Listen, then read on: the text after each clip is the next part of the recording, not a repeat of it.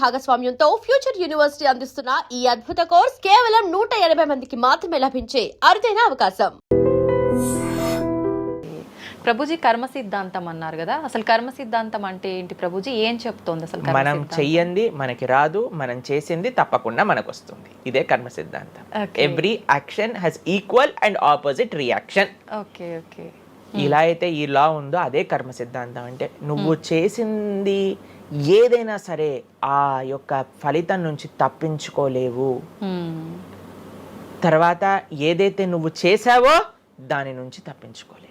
మంచైనా చెడైనా మొన్న అయింది నీకు ఈ రోజు వస్తుంది, ఈ రోజు చేసిన దానికి రేపు వస్తుంది. ఇదే కర్మ సిద్ధాంతం అంటే. కాబట్టి ఎప్పుడు ఇది మన మనసులో ఉండాలి. అరే ఈ రోజు నాకు ఏదైనా బాధ ఉంటే నేను ఏదో చేశానేమో, కాబట్టి ఏదో చేశాము అయిపోయింది, ఈ రోజు ఈ కష్టం వచ్చింది, కృష్ణ నువ్వు నాకు శక్తినివ్వు ఈ కష్టాన్ని ఎదుర్కోవడానికి. ఇప్పటి నుంచి నేను ఇలానే మంచిగా ఉంటాను, ఎప్పుడూ అధర్మం వైపు వెళ్లకుండా ఉంటాను, స్వామి నువ్వే రక్ష అని ఆ ధర్మ చింతన ముందుకు తీసుకెళ్ళటం. ఇప్పుడు కానీ మనం ఆ ధర్మ సంకల్పం చేసుకుంటండి రేపటి రోజున. మరి చాలా మంది అంటే రేపు ఎవరు చూసారో లేదో, అయ్యా రేపు ఎవరు చూసారో లేదో అని కానీ మీ పిల్లవాడు చెప్పి నేను ఇప్పుడు కష్టపడను, రేపు నాకు ర్యాంక్ వచ్చాక నాకు ప్లేస్మెంట్ వస్తుందో లేదో నాకేం గ్యారంటీ ఉంది కాబట్టి నేను చదవను అన్నాడు అనుకోండి, ఏం చెప్తారు మీరు? నాన్న నువ్వు ప్లేస్మెంట్ గురించి బాధపడకు, ఫస్ట్ నీ కర్తవ్యం చదవటం నువ్వు చదువు, దాని తర్వాత నీకు వస్తే వస్తుంది, నీ జీవితం సెటిల్ అవుతుంది. అంతే కదండి. మనం కూడా లేదు రేపు ప్రొద్దున ఎవరు చూసారు స్వర్గాన్ని నరకాన్ని కాబట్టి నేను ఇప్పుడు ధర్మాచరణ చెయ్యను అని అంటే మీ పిల్లవాళ్ళు కూడా ఎక్కడైతే చదవను అని అంటారో అలానే మనం కూడా తయారవుతాం. చాలా మంది అండి పెద్దవాళ్ళు పిల్లలకి మాత్రం మంచి నీతులు చెప్తారు, కానీ వాళ్ళ దగ్గరకు వచ్చేసరికి వాళ్ళు ఆచరించడానికి రెడీగా ఉంటారు అనమాట. కాబట్టి మీరు ఒక్క విషయాన్ని ఆలోచించండి, మీరు ఏం చెప్తున్నారో అది మీరు ఫాలో అవుతున్నారా? పెద్దలు ఫాలో అవుతేనే అది పిల్లలు ఆచరిస్తారు, లేకపోతే ఆచరించరు. పిల్లలకి స్కూల్ ఎలానో మనకి భగవంతుడి యొక్క సృష్టి చేసిన ఈ ధర్మం అలాంటి. కాబట్టి ఈ రెండిట్లో మనం చాలా జాగ్రత్తగా ఉండాలి. ప్రభుజీ చాలా మంది ఏ పని చేయాలన్నా కూడా ముందు వెనక ఆలోచించి ప్రతిదీ జ్యోతిష్యాన్ని పట్టి దాని ప్రకారంగానే పనులు చేస్తూ ఉంటారు. నిజంగా జ్యోతిష్యాన్ని నమ్మొచ్చు అంటారా? జ్యోతిష్యం 100% కరెక్టే, కానీ జ్యోతిష్యాన్ని నువ్వెంత సీరియస్గా తీసుకోవాలి అది ఆలోచించాల్సిన విషయం. జ్యోతిష్య శాస్త్రం అది, శాస్త్రం ఎప్పుడూ కూడా కరెక్టే, కానీ మనకి ఎంత అవసరం అది. ప్రతిరోజు ప్రొద్దున లేవంగానే రాశి ఫలాలు ఏమైపోయాయి అని కొంతమంది చదువుతూ ఉంటారు. ప్రతి చిన్న విషయానికి ఈ రోజు ఏమైంది, ఈ రోజు ఎలా ఉంది, ఆ రోజు ఎలా ఉంది, సండే పేపర్లో వచ్చింది, ఇంకా ఈ వారం ఎలా ఉండబోతుంది, ఇవన్నీ నీకు అవసరం లేదయ్యా. నువ్వు ధర్మాచరణ చెయ్యి, భగవంతుడి పట్ల నమ్మకం పెట్టుకో, ఆయన చూసుకుంటాడు. భక్తులు ఎవరు కూడా అలాంటి విషయాలని సీరియస్గా తీసుకోరండి. ఎందుకంటే బృందావనంలో ఒక భక్తులు ఉన్నారనమాట. ఆయన అంటారు, మొత్తం అన్ని గ్రహాలు నీకు అనుకూలంగా ఉండి నువ్వు కృష్ణ భక్తుడివి కానీ అవ్వకపోతే అన్ని గ్రహాలు అనుకూలంగా ఉండి నీకేం లాభం.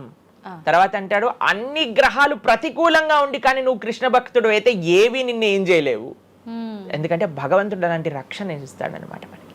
భగవంతుడి దగ్గర ఆ శక్తి ఉన్నది. కాబట్టి మనము దేన్ని ఎంత సీరియస్గా తీసుకోవాలి? మనకి కావాల్సినది ఆధ్యాత్మికత, భక్తి.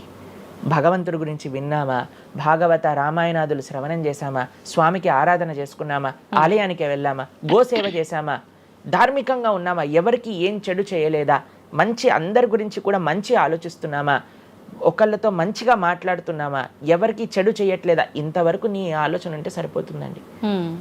ఈ ధర్మచింతన మనకు కావాలి. అంతేకాని ఏమవుతుంది, నా రాసి ఏంటి, ఇదేంటి, ఇప్పుడు అంత పిచ్చి జనాలకి ఎలా పెరిగిపోయిందంటే ఒకళ్ళు అంటారు ఈ ఉంగరం పెట్టుకోమంటారు, ఒకళ్ళు అంటారు ఇలా నీ పేరు రాయి అంటారు, ఒకళ్ళు అంటారు నీ పేరులో ఏ ఏ ఏ ఏ ఎక్స్ట్రా రాయమంటారు. ఇవన్నీ ఏంటి మారిపోయాయి? ఇవన్నీ మార్చుకొని నీ ఆచరణ కానీ మారకపోతే, నీ థింకింగ్ కానీ మారకపోతే, నీ ధర్మం పట్ల ఉండే అనిరుక్తి కానీ పెరగకపోతే ఇవన్నీ చేసి ఏం లాభం? కాబట్టి మనం ఎసెన్స్ ఆఫ్ ధర్మ భగవంతుడి ఆరాధన. సవై పుంసాం పరో ధర్మో యతో భక్తిర్ అదోక్షజే. అటువంటి స్వామిని ఆశ్రయించటంలో మన టైం పెట్టాలి, కానీ ఇలాంటి చిన్న చిన్నవి చూసుకోవటం, వీటి కోసం మనం సమయాన్ని వేస్ట్ చేసుకోవటం మంచిది కాదు. జ్యోతిష్యం కరెక్టా? 100% కరెక్ట్. నీకెంత కావాలి అది నువ్వు ఆలోచన చేసుకో. పెళ్లి చేసుకోవాలి, గృహ ప్రవేశం చేసుకోవాలి, ఏదైనా పెద్ద పెద్ద ఉంటే అప్పుడు మీరు చూడాలి ముహూర్తం, వివాహం చేసుకోవటం కానీ లేదా ఏమంటాం మన గృహ ప్రవేశాది పెద్ద పెద్ద కార్యములకి చూసుకొస్తే ప్రతిరోజు, ప్రతి క్షణం, ప్రతి వారం, ప్రతి నెల. చాలా మందికి పొద్దున్నే చూడండి అసలు రోజు గడవదు. ఇలాంటి పిచ్చి పనులు ఆపాలి. ఫస్ట్ ప్రొద్దున పూట లేచి భగవంతుడి దగ్గరికి వెళ్ళి భగవంతుడికి నమస్కారం చేసి జపం చేసుకొని ధ్యానం చేసుకొని ఆలయానికి వెళ్ళి దర్శనం చేసుకొని భగవత్ చింతనలో ఉండండి. రోజులో ఏ కష్టం వస్తుందో దాన్ని ఎలా ఎదుర్కోగలో ఆ శక్తిని వస్తుంది. అంతేగాని ఏమున్నాయి రాశి ఫలాలు చదవటం వల్ల ఏం అవ్వదండి. కాబట్టి సొల్యూషన్ పైన కాన్సన్ట్రేట్ చేయండి, ప్రాబ్లం కోసం విశ్లేషణ చేయకూడదు. ఓకే ప్రభుజీ, చాలామంది ఇంట్లో నెగిటివ్ ఎనర్జీస్ ఉన్నాయి, దయ్యాలు తిరుగుతున్నాయి, లేదంటే ఎవరైనా ఒక పర్సన్కి దయ్యం పట్టింది అని చెప్పి చాలామంది ఎవరు ఇట్లా పంతుళ్ళు అట్లాంటి వాళ్ళ దగ్గరికి, మాంత్రికుల దగ్గరికి తీసుకెళ్ళడము, వాళ్ళు వదిలిస్తారని చెప్పటము, ఆ దయ్యం వీళ్ళని చాలా పీడిస్తుంది అని చెప్పడం, ఇలాంటివి చాలా వింటుంటాము సహజంగా. ఇదంతా నిజమే అంటారా ప్రభుజీ? అసలు దయ్యాలు అనేవి ఉన్నాయంటారా? ఆత్మలు, దయ్యాలు ఇవన్నీ ఉన్నాయండి, అది లేవు అని చెప్పలేము. ఉన్నాయి తప్పకుండా. ఎలా అయితే మీరు నెగిటివ్ ఎనర్జీ అంటారు కదా, నెగిటివ్ ఎనర్జీ ఎక్కడికి వస్తుందో తెలుసా అండి? నెగిటివ్ పీపుల్ దగ్గరికి వస్తుంది. ఎవరైతే ఎమోషనల్గా, ఎవరైతే స్పిరిచువల్గా, ఎవరైతే ఫిజికల్గా వర్నలబుల్గా ఉంటారో వాళ్ళ దగ్గరికి వస్తుంది. ఎవరైతే ఇంట్లో భగవద్ ఆరాధన ఉండదో, పూజ రూమ్లో ఏమీ లేకుండా చాలామంది ఇప్పుడు మాకు చాలా విచిత్రం అనిపిస్తుంది కొన్నిసార్లు. మాకు ఈ ఇంటర్నెట్లో వీడియో చూసినప్పుడు వీళ్ళు చర్చ్లో ఉండే వాళ్ళందరూ దయ్యాలను వదిలిస్తూ ఉంటారనమాట. మాకు చాలా ఆశ్చర్యం ఏంటంటే వీళ్ళకే ఎందుకు దయ్యాలు పడుతున్నాయి అని. కాబట్టి ఎందుకు దయ్యాలు ఎవరైతే పర్సనాలిటీస్లోకి వెళ్తాయో తెలుసండి? ఎవరైతే క్లీన్లీనెస్ మెయింటైన్ చేయరో, ఓకే, ఎవరైతే సమయానికి స్నానం చేయటం కానీ, సమయానికి శుచిగా శుభ్రంగా ఇల్లు శుభ్రంగా ఉంచుకోవటం కానీ, దేవాలయంలో భగవంతుడి యొక్క మూర్తులకి చక్కగా ఆరాధన చేసి ధూపం, దీపం, నైవేద్యం, తోరణం, ఉత్సవాలు, పండగలు, యజ్ఞాది యాగాదులు ఇవన్నీ ఉన్న చోట ఎప్పటికీ నెగిటివ్ ఎనర్జీ అనేది ప్రవేశించలేదు. ఓకే. కానీ ఎక్కడైతే జనాలు డిమ్గా, డల్గా, ఎటువంటి వైబ్రెన్స్ లేకుండా, ఎప్పుడు ఎమోషనల్ వర్నలబుల్గా బాధల్లో ఉంటూ, ఏ ఆధ్యాత్మికంగా లేకుండా, ఇల్లంతా గందరగోళంగా చెత్త చెదారంతో, ఎప్పుడైనా సరే ఫ్రెష్ ఫుడ్ కాకుండా స్టేల్ ఫుడ్, బయట సోర్స్ తెలియని ఫుడ్ వాటిని తినటం వల్ల అలాంటి మెంటాలిటీస్, అలాంటి నెగిటివ్ ఎనర్జీ ఈజీగా ఇటువంటి నెగిటివ్ ఎన్వైరన్మెంట్లోకి వచ్చేస్తుంది అనమాట. ఓకే. కానీ ఎప్పుడైతే మనం వైబ్రెంట్గా భగవన్నామ చక్కగా బొట్టు పెట్టుకొని చక్కగా మంచిగా సాంప్రదాయంగా రెడీ అయ్యి, చీర సాంప్రదాయం, మన సాంప్రదాయం మన చీర అండి. భారతీయత మగవాళ్ళైతే ధోతి కుర్తా, ఇంతకుముందు ఉండేది శిఖ. ఎంత చక్కగా బొట్టు పెట్టుకొని చక్కగా అలంకరణ చేసుకొని ఇంట్లోకి వెళ్ళంగానే అసలు ఆ ధూపం యొక్క సువాసన వచ్చి చక్కగా పసుపచ్చతో మన గడప నుంచి స్టార్ట్ చేస్తే పైన తోరణం, కింద ముగ్గులు. అసలు ఒక సనాతన సాంప్రదాయం, ఒక హిందూ యొక్క ఇంటికి వెళ్తే ఏ దయ్యం అలాంటి ఇంట్లోకి వెళ్ళగలుగుతుంది చెప్పండి? మన సినిమాలలో మీరు చూసి ఉంటారు, దయ్యాలు ఎక్కడుంటాయి? పాతబడ్డ బంగ్లాలలో, ఎక్కడో క్లోజ్ చేసిన గెస్ట్ హౌస్లలో ఉంటాయి, అంతేనా? నిజం ప్రభుజీ. ఏదైనా దేవాలయంలో దయ్యం ఉండటం మీరు చూసారా ఎక్కడైనా? లేదు. ఎందుకు ఉండదు? ఎందుకంటే అక్కడ భగవద్ ఆరాధన జరుగుతుంది కాబట్టి. ఏ ఇంట్లో అయితే నిరంతర భగవద్ ఆరాధన ఉంటుందో, ఏ ఇల్లు అయితే వైబ్రెన్స్ గా ఇంటి బయట ముగ్గు నుంచి ప్రారంభమై ఇంటి లోపల దేవాలయంలో దీపము నిరంతరము కూడా ఉంటుందో, భగవద్ ఆరాధన జరుగుతుందో, భగవన్నామ జపం జరుగుతుందో, శాస్త్రాన్ని పారాయణ చేస్తున్న విష్ణు సహస్రనామం, హరే కృష్ణ మహామంత్ర కీర్తన, యజ్ఞము, యాగము, ఉత్సవాలు చేస్తూ, అటువంటి ఇంట్లో అటువంటి వ్యక్తులకి ఎప్పుడూ రాలేదండి. ఎవరైతే తన నుదిటిన తిలకాన్ని అలంకరణ చేసుకొని చక్కగా సాంప్రదాయంగా ఉంటారో, శుచి శుభ్రత పాటిస్తారో, చక్కగా ఆలయానికి వెళ్ళి గోసేవ, చెప్పండి అలాంటి వాళ్ళకి ఎప్పుడైనా ఇలాంటి నెగిటివ్ ఎనర్జీ అటాక్ అవుతుందా అంటే అస్సలు కాదు. ఎవరైతే గ్లూమీగా, డిప్రెస్డ్గా, ఏం లేకుండా ఏ వస్త్రాలు పడితే ఆ వస్త్రాలు వేసుకోవటం, దేవుడు కొంతమంది ఆలయంలోకి వెళ్ళామనుకోండి, ఇంట్లో పూజ రూమ్లోకి వెళ్ళామనుకోండి, పండగ నుంచి పండగ మాత్రమే దీపం పెడతారు, లేదా అస్సలు ఆ పూలు అలానే ఉంటాయి 15-20 రోజుల వరకు. అవును ప్రభు. అలాంటి ఇంట్లో నెగిటివ్ ఎనర్జీ రాకపోతే ఇంకేమొస్తుంది చెప్పండి? కాబట్టి నెగిటివ్ ఎనర్జీ ఉందా, ఈ దయ్యాలు ఆత్మలు ఉన్నాయా, ఉన్నాయి. ఎవరి దగ్గరికి వెళ్తాయి? అటువంటి మెంటాలిటీ ఉన్న వాళ్ళ దగ్గరికి మాత్రమే వెళ్తాయి. ఓకే. మనం కానీ ఎప్పుడైతే మనకి రక్షణ, అందుకే మనం తులసి మాల వేసుకుంటాం.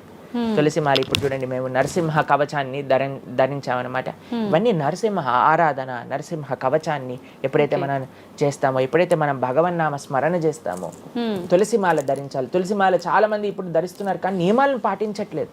ఏంటి నియమాలు? తులసి మాల వేయాలి అని అంటే మనము భగవత్ ప్రసాదాన్ని మాత్రమే నైవేదన చేసి తీసుకోవాలి, మాంసాహారాన్ని తినకూడదు, ఎల్లిపాయలు ముట్టుకోకూడదు.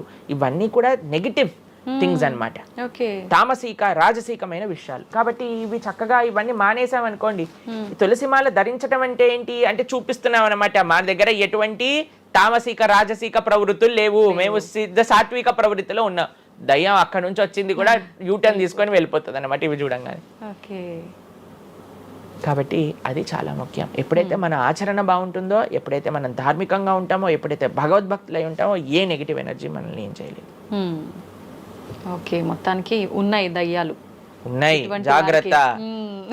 మనం మంచిగా భక్తి పరంగా ఉండండి, ధార్మికంగా ఉండండి, చక్కగా ధర్మాచరణ చేయండి, మీకేం భయం లేదు. కానీ ఎక్కడైతే ఇవన్నీ జరగవో అక్కడ ఉంటాయి. అందుకే ఆధ్యాత్మిక మార్గంలో నడవాలి అందరం కూడా. కృతజ్ఞతలు ప్రభుజీ, నిజంగా చాలా మంచి మంచి విషయాలు తెలుసుకుంటున్నాం మీ ద్వారా, ఇంకా ఇంకా తెలుసుకోవాలని కోరుకుంటున్నాం. ధన్యవాదాలు. ప్రభుజీ, మనం ఇవి ఆచరించాలి అని అంటే తెలుసుకోవాలి, తెలుసుకున్నవి ఆచరణలో పెట్టాలి అని అంటే మనం నిత్యం అంటే పొద్దున్న లేచిన దగ్గర నుంచి భగవంతుని స్మరణలో ఉండాలా? అసలు ఎవరిని స్మరించుకోవాలి, ఏ రకంగా స్టార్ట్ చేయాలి డే? చూడండి, ఒక రోజు మనకు వచ్చింది అంటే అది భగవంతుడి యొక్క కృప వల్లే కదండి. అవును, ఈ రోజు మనకి జన్మ వచ్చింది అని అంటే స్వామిని స్మరించాలి. హరి హరి హరి హరి అని అంటాం మనం, హరి అష్టకము అని అంటాం అనమాట. హరినామ స్మరణతో ప్రారంభం చేయాలి రోజు అని చెప్తారు.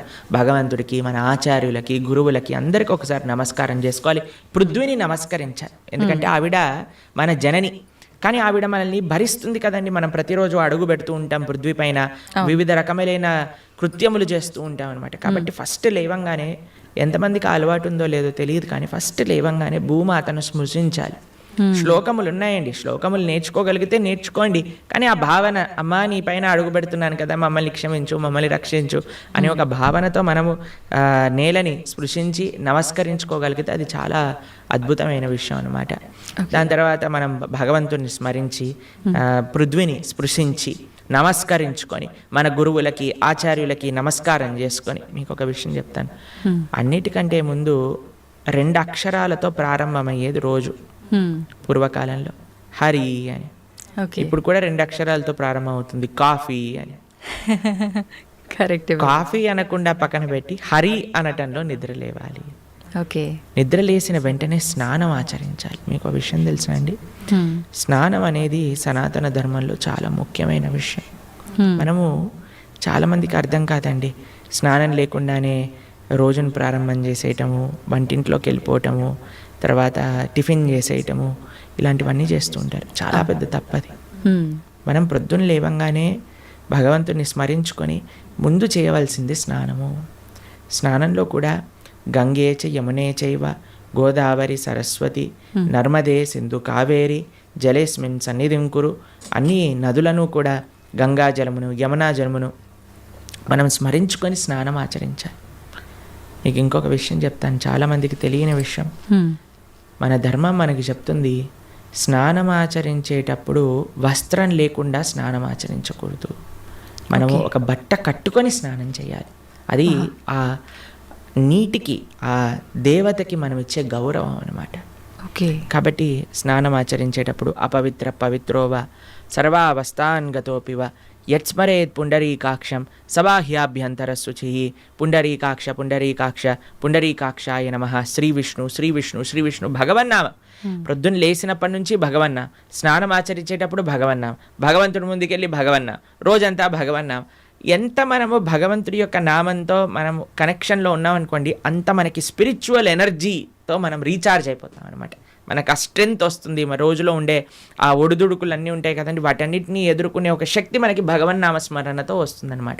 కాబట్టి ప్రొద్దున లేచాక హరినామస్మరణ, దాని తర్వాత చక్కగా మనం చేయవలసినది స్నానము, దాని తర్వాత భగవద్ ఆరాధన. ఇవి చేసేసుకున్నాం అనుకోండి, మనకి మనం ప్రొద్దున లేవంగానే ఫోన్కి ఛార్జింగ్ పెట్టేస్తాం కదా, అలా మన శరీరం ఛార్జ్ అయిపోతుంది ఇవి చేసేసుకున్న. దాని తర్వాత రోజులో ఉండే మన కార్యక్రమాలన్నీ కూడా మనం చేసుకుంటూ ఉండొచ్చు అనమాట. ఓకే. అయితే ప్రభుజీ, మనం ఆచరించే స్నానం ఎంతో ఇంపార్టెంట్ అని చెప్పి మీరు చెప్పారు. అది ఆచరించడం ఒక ఎత్తు అయితే సమయం కూడా ఇంపార్టెంట్ అని చెప్పి అంటుంటారు కదా ప్రభుజీ, ఏ టైంలో స్నానం ఆచరించాలి అని చెప్పి, అది ఎలా చూసుకోవాలి? మనము మన శాస్త్రాలు చెప్తున్నాయి బ్రహ్మ ముహూర్తంలో నిద్ర లేవాలి అని. అంటే సూర్యుడు వచ్చే ముందు. ఓకే. ఇప్పుడు మీకు ఒక విషయం చెప్తాను. మీ ఇంటికి ఒక గెస్ట్ వస్తున్నారు అనుకోండి. సరే, ఈరోజు మీకు పండగ రోజు మీరు ఏం చేస్తారు? అరే ఈరోజు పండగ, త్వరగా లేవాలి, త్వరగా లేసుకొని కార్యక్రమాలన్నీ చేసుకొని నైవేద్యాలన్నీ తయారు చేసుకొని మనం త్వరగా ఈ పండుగని ముగించుకోవాలి, అమ్మవారి పూజ చేసుకోవాలని మీరు అనుకుంటారు. అవునా కాదా చెప్పండి. లేదా ఒక గెస్ట్ వస్తున్నారు అనుకోండి. సపోజ్ మీ గురువు గారు రేపు మీ ఇంటికి వస్తున్నారు అన్నారు అనుకోండి. మీ గురువు గారు ఇంటికి వచ్చాక బయట నాక్ చేశాక మీరు లేచి స్నానం చేసి రెడీ అవుతారా? లేదా ఆయన వచ్చే ముందే అన్ని సదుపాయాలన్నీ కూడా సక్రమంగా చేసుకొని పెట్టుకుంటారా చెప్పండి? వచ్చే ముందే చేస్తాం, అంతే కదండి. ఎవరైనా గెస్ట్ వచ్చినా, మన ఇంటి గురువులు వచ్చినా, ఎవరో ఒకళ్ళు అలా చేసుకుంటాం కదా. సూర్య భగవానుడు ప్రత్యక్షంగా మనకి భగవంతుడి యొక్క స్వరూపం మనకి దర్శనమిస్తున్నారు. ఆయన ప్రతిరోజు ఉదయించే ముందే మనం నిద్ర లేవాలి. దాన్ని బ్రహ్మ ముహూర్తము అని అంటారు. సూర్యోదయం కంటే ముందు మనం నిద్రలేచి మన యొక్క స్నానాది కార్యములన్నీ పూర్తి చేసుకొని మనం రెడీగా ఉండాలి సూర్యుడిని స్వాగతించడానికి. మన యొక్క భగవన్నామ స్మరణ చేసుకుంటూ మనం రెడీ అయిపోతాం అనమాట. అందుకే సంధ్యావందనాది కార్యక్రమములు మనం ప్రొద్దున పూట, మధ్యాహ్నం పూట, సాయంకాలం పూట 3 పూటలు చేస్తాం అనమాట. ఆయన ఎవరికి చేస్తున్నాము అని అంటే సూర్యమండలంలో మధ్యలో ఉన్న భగవంతుడికి మనం చేస్తున్నాము. కానీ ఆయన మనకి భగవంతుడిని దర్శింపజేసే ఒక ప్రత్యక్షమైన క్యారియర్. ఓకే. కాబట్టి మనం ఆయన వచ్చే ముందే మనం నిద్ర లేవాలి. ఆయన రాకముందే మన యొక్క నిత్య కృత్యములన్నీ కూడా పూర్తి చేసుకొని మనము ఆధ్యాత్మిక కార్యక్రమంలో నిమగ్నమై ఉండాలి. ఓకే. మీరు చూడండి, ప్రొద్దున పూట లేవటం అనేది అటు మన ఆరోగ్యరీత్యా, అలానే సామాజిక పరంగా, అలానే మన ఆధ్యాత్మికంగా, శారీరకంగా, అన్ని మానసికంగా అన్ని విషయములలో మనకి మంచి చేస్తుంది. అందుకే early to bed and early to rice keeps a man healthy, wealthy and wise అని అన్నారు. కాబట్టి ప్రొద్దున పూట బ్రహ్మ ముహూర్తంలో నిద్ర లేచి స్నానం ఆచరించవలే. ఇది ప్రతి సనాతన ధర్మానికి సంబంధించిన వారు తప్పక ఆచరించాల్సిన ఒక పద్ధతి. ఓకే. అయితే ప్రభుజీ, మనం మాట్లాడుకున్న దాంట్లో ఇంకొకటి భగవంతుడి ఆరాధన. చాలా వరకు అంటే ఇంట్లో మగవారు పూజ చేస్తేనే మంచి ఫలితం పొందుతారు అని చెప్పి ఈ మధ్య కాలంలో చెప్తున్నారు. కానీ ఎక్కువగా ఆడవాళ్ళే పూజ చేస్తుంటారు. అసలు నిజంగా ఆడవాళ్ళే పూజ చేయాలా, మగవారు చేయొచ్చా? అసలు మగవారు చేయాల్సిన కార్యక్రమాలు ఏంటి ఆధ్యాత్మిక? ఎవరెవరు ఉద్ధరింపబడాలి అని అనుకుంటారో, ఎవరెవరికి భగవంతు అనుగ్రహం కావాలనుకుంటున్నారో వాళ్ళు చేయాలండి. మీకు విషయం చెప్తాను. ఒక మగవాడు పూజ చేసిన, ఆరాధన చేసిన, పుణ్యం చేసిన, పునస్కారం చేసిన దాంట్లో ఉండే 50% ఆడవారికి వెళ్తుంది. ఓకే. ఎంత? 50%. 50%. ఏదైనా పాపం చేశాడు అనుకోండి, దాంట్లో 1% కూడా ఆడవారికి రాదు. అదెలా ప్రభుజీ? మరి పుణ్యం అయితే పుణ్యం 50% వెళ్తుంది, పాపంలో వెళ్ళదు. ఓకే. స్త్రీ చేసిందనుకోండి పుణ్యం 1% హస్బెండ్కి రాదు, 100% ఆవిడ దగ్గరే ఉంటుంది. స్త్రీ ఏదైనా పాపం చేసిందనుకోండి, దాంట్లో 50% హస్బెండ్కి వెళ్తుంది. ఇది ఒక బంపర్ ఆఫర్ అనమాట మన శాస్త్రాలు ఇచ్చింది. బాగుందా మీకు? బాగా అనిపిస్తున్నట్టుంది మీకు. శ్రీ ప్రభుపాదుల వారు ఒక దగ్గర ప్రస్తావన చేస్తారు. Everybody has to fly their own plane అంటారు. మనకి అంబరీష మహారాజు గారి వృత్తాంతంలో వస్తుంది. అయినా ప్రొద్దున లేవంగానే నిరంతరము కూడా భగవంతుడి యొక్క ఆరాధనలో, ఆయన చేతులన్నీ కూడా భగవంతుడి యొక్క పూజలో, పాదాలు భగవంతుడి యొక్క ఆలయ ప్రదక్షిణలో, మనసు భగవంతుని చింతించటం. సవై మన కృష్ణ పదార విందయో వాచాంసి వైకుంఠ గుణానువర్ణనే కరే హరేర్మందిరమార్జనాదిషు అని ఆయన యొక్క దినచర్య మొత్తం చెప్తారనమాట. ఇక్కడ వారి భార్య ఆరాధనకి నీళ్లు తేవడానికి హెల్ప్ చేసినా సరే ఆయన అనేవారట, నా పూజ నేను చేసుకుంటాను, మళ్ళీ నీ పూజ నువ్వు చేసుకో. ఆయన అన్ని సదుపాయాలు సమకూర్చుకొని, ఎందుకంటే చూడండి భగవంతుడితో మనకుండే రిలేషన్షిప్ ఎక్స్ట్రీమ్లీ పర్సనల్ అండి. స్వామి మన తండ్రి, స్వామి మన తల్లి, ఇప్పుడు చూడండి, మీకు ఒక విషయం చెప్తాను. మన ఇంట్లో ఎవరిదైనా పుట్టినరోజు ఉందనుకోండి, మనం ఏం చేస్తాం, ఒకసారి మాకు ఈ సంఘటన ఎదురైందనమాట. మొన్న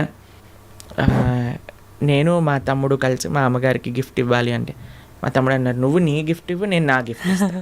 ఎందుకంటే అమ్మకి నీ గిఫ్ట్ వేరే, నా గిఫ్ట్ వేరే. ఎందుకంటే మన ఇద్దరికి అమ్మ కదా, కాబట్టి అమ్మతో నాకుండే రిలేషన్షిప్ ఒకటి, మా తమ్ముడికి ఉండే రిలేషన్షిప్ ఒకటి, అంతేనా? అయితే మేమిద్దరం అనుకున్నాం, సరే నేను నాకు తోచింది నాకు ఇష్టం ఉన్నట్టుగా నేను చాలా బాగా పెయింటింగ్ చేసేవాడిని అనమాట, డ్రాయింగ్ చేసేవాళ్ళం అనమాట. అయితే నేను ఇచ్చేస్తాను, నేను ఏదో ఒకటి స్కెచ్ చేసిస్తాను అంటే మా తమ్ముడు అన్నాడు, నేను ఏదో ఒకటి తయారు చేస్తాను, ఏదో ఒక బొమ్మ లాంటిది ఏదో ఒకటి తయారు చేస్తాను, ఇద్దాము అని ఇద్దరం వేరు వేరు చేసి ఇచ్చామన్నమాట. అంటే ఎందుకు అని అంటే మనకి మన ప్రేమను వ్యక్తపరచుకునే మార్గం ఒకటి, ఒక ఇంట్రెస్ట్, ఒక టాలెంట్, ఒక way of expressing hour love ఉంటుంది, అంతే కదా? అలానే భగవంతుడితో కూడా ఒక భర్త తన కర్తవ్యం, అరే నేను భగవంతుడి యొక్క మార్గంలో, నాకు భగవంతుడు అవసరము, అందరికీ భగవంతుడు అవసరమే కదండి, ఆయన అందరికీ తండ్రి తల్లి పిత పరమాత్మ అందరికీ ఆయనే. కాబట్టి మనం ఎలా ఆలోచించాలి అని అంటే, ఒక హస్బెండ్ తన ఆరాధన తాను చేసుకోవాలి, ఒక వైఫ్ తన ఆరాధనలోకి సంబంధించిన విషయములని సమకూరుస్తుంది, వంట చేసిస్తుంది, పూలమాలలు కట్టిస్తుంది. దాని తర్వాత వారి హస్బెండ్ వెళ్ళిపోయాక వైఫ్ తన ఆరాధన తాను చేసుకుంటుంది, పిల్లలు వచ్చి దండం పెట్టుకుంటారు, ఏదో అమ్మ నాన్నలకి ఇద్దరికి హెల్ప్ చేస్తారు, అందరు కలిసి ఆరాధన ఒకటి ఉంటుంది, ఒక్కొక్కళ్ళు కలిపి ఆరాధన ఉంటుంది అన్నమాట. కాబట్టి ఏదో స్త్రీలు చేస్తే ఇల్లంతా బాగైపోతుంది అనే భ్రమలో నుంచి బయటపడండి, మీకు 1% పుణ్యం రాదు. కాబట్టి జాగ్రత్తగా మీ పూజ మీరు చేసుకోండి, మీరు బాగుపడాలి అని అనుకుంటే. కాబట్టి పురుషులు తప్పకుండా ఆరాధన చేయాలి. పురుషులు ఆరాధన చేస్తున్నారు కదండి, స్త్రీలు వదిలేయకూడదు. పురుషుడి ఆరాధన పురుషుడికి, స్త్రీ ఆరాధన స్త్రీ, పిల్లల ఆరాధన పిల్లలకి, అందరికి. ఇప్పుడు చూడండి, ఇంటి పెద్ద తింటే మిగతా వాళ్ళందరికీ కడుపు నిండిపోతుందా? లేదు, ఎవరికి వాళ్ళు తినాల్సిందే, అంతే కదండి. మీరు అంటారు కదా, అయ్యా మీరు తినండి, అయ్యా మేము పర్వాలేదు, మీరు తింటే మాకు తిన్నట్టే అని అంటారా? లేదా మీ హస్బెండ్ వచ్చి, అమ్మ నువ్వు తినేసి నాకేం పర్వాలేదు, నువ్వు తింటే నేను తిన్నట్టే అంటారా? కాదు కదా. ఎవరెవరికి శక్తి కావాలంటే వారు వారు భోజనం చేయాలి. అలానే మనం కూడా మనకి శక్తి కావాలి, మనకి భగవంతుడి యొక్క కృప కావాలి అంటే మనం భోజనం చేస్తే ఎలా అయితే మనకి శక్తి వస్తుందో మనము ఆరాధన చేసుకుంటే అలా మనకి భగవంతుడి యొక్క కృప అనేది లభిస్తుంది. ఓకే ప్రభుజీ, చాలామంది ఏదైనా మంచి జరిగినా చెడు జరిగినా నా అదృష్టం బాగాలేదు, నా రాత ఇంతవరకే ఉంది, భగవంతుడు ఇలా రాశాడు అని చెప్పి అంటూ ఉంటారు. నిజంగా అంటే మన చేతిలో ఏముండదా, మనం చేసే పనులను బట్టి మన లైఫ్ని డిసైడ్ చేసుకోవడం, భగవంతుడు పుట్టినప్పుడే అవన్నీ డిసైడ్ చేసి ఇలా అని చెప్పి చూస్తాడా? మనకి ఒక సర్కమ్స్టెన్స్ ఇస్తాడండి భగవంతుడు. చాయిస్ ఎప్పుడు మన చేతుల్లోనే ఉంటుంది, మనం ఏం చేయాలి అని. ఫర్ ఎగ్జాంపుల్ మీకు ఒక విషయం చెప్తాను. ఒకరికి ఇల్లు రాసుంది, ఒకళ్ళ ఇల్లు మీకు మీ జీవితంలో కలుగుతుంది అని రాసి ఉంటుందండి, కానీ ఆ ఇంట్లో ఏం చేస్తారనేది మీ చేతుల్లో ఉంది. ఓకే, ఇల్లు వస్తుందనే వరకు మాత్రమే మన చేతుల్లో ఉంది. ఇంట్లో ఏం చేస్తాం, మనం ఒక చక్కటి పూజ చేసుకుంటామా, పునస్కారం చేసుకుంటామా, లేదా 10 మందిని పిలిచి మందు పోసి డాన్స్లు వేస్తామా అనేది మన చేతుల్లో ఉంది. మీరు కానీ మంచి ఆరాధన చేసుకున్నారనుకోండి, ఆ పుణ్యాన్ని బట్టి మీకు నెక్స్ట్ ఏమవుతుందో రాసింది. లేదు మనం తప్పు చేసామనుకోండి, ఆ తప్పు బట్టి నెక్స్ట్ కర్మ ఏర్పడుతుంది అనమాట. What is return is what you will get. మనకేం వస్తుంది అని, దాంతో మనం ఏం చేస్తాము అనేది రాసలేదు, అది మనకు వదిలేశాడు భగవంతుడు. మన విచక్షణతో మంచి మనస్సుతో మనం దాన్ని ఆచరణ చేయాలి. అంటే మన చేతిలో ఉన్నట్టే 100% మన చేతుల్లో ఉంది. ఇప్పుడు అంటుంటారు కదా, పరిస్థితులను బట్టి ఇంట్లో వాతావరణాన్ని బట్టే పిల్లల బుద్ధులు కూడా అని చెప్పి, ఇప్పుడు ఇది కూడా అలాగే భగవంతుడు మనకు ఒక ప్లాట్ఫామ్ ఇచ్చి వదిలేశారు, ఎలా అనేది మన చేతుల్లోనే ఉంది. ఇప్పుడు మీకు ఒక ఫోన్ ఇచ్చారనుకోండి, ఫోన్ ఇచ్చారు, ఫోన్తో మీరు ఏం చేయొచ్చు అనేది మీ చేతుల్లో ఉంది. ఒకళ్ళు ప్రవచనమైనా అయినచ్చు, లేదా పిచ్చి పిచ్చి సీరియళ్ళు సినిమాలైనా చూడొచ్చు. ఫోన్ రావటం మన చేతుల్లో ఉంది, దాంతో ఏం చెయ్యాలి మీ చేతుల్లో. ఇప్పుడు మీరేం చేస్తారు, పిల్లల్ని స్కూల్లో వేస్తారు, మంచి స్కూల్ చూస్తారు, అరే ఈ పిల్లలు మంచి చదువుకోవాలి, మంచి స్కూల్లో చదువుకుంటే వాళ్ళు మంచి మార్గంలోకి వెళ్తారు, కష్టమైనా ఏదైనా సరే కష్టపడైనా సరే వాళ్ళకి మంచి స్కూల్లో జాయిన్ చేస్తారు. మంచి స్కూల్లో జాయిన్ చేశాక వాడు చదువుతాడా లేదా అనేది ఎవరిపైన నిర్ధారణ పడి ఉంటుందండి? వాళ్ళపైన. ఒక స్కూల్లో ఒక టీచర్ 10 మందికి ఒకటే రాగంగా చదువు చెప్తుంది, కానీ ఒక్కొక్కరు ఒక్కొక్క విధానంగా చూసుకుంటారు. ఎందుకు? వాళ్ళ శ్రద్ధ బట్టి. ఓకే, అలానే మన జీవితంలో కూడా ఏమీ నీ దగ్గరకు వస్తుంది అనేది రాసి ఉంటుంది, దాన్ని ఎలా యూజ్ చేస్తావు అనేది నీ చేతుల్లో ఉంది.